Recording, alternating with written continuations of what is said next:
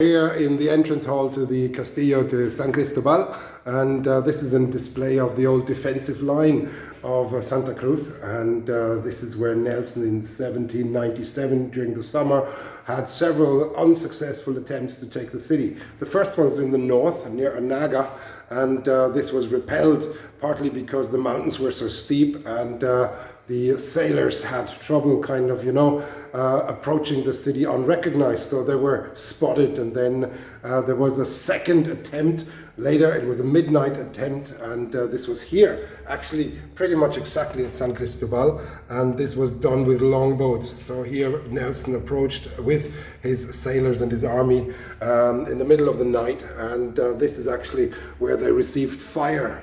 And this is where his arm got injured. A shrapnel from a cannonball injured his arm, and he was taken back to the ships.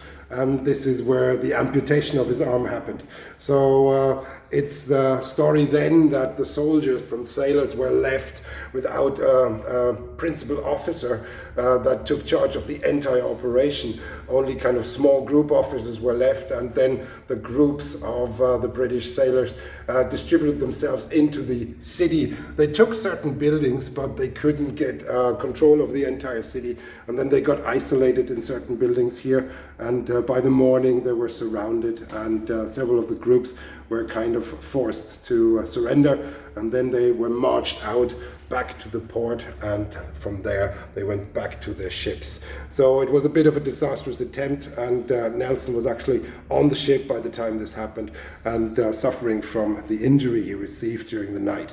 So this is the story here, and now I'm going to have the pleasure of going into the fortress, which I say it is underground, and it's kind of a special thing, so I look forward to this. Thanks and all the best. I'll talk to you very soon again.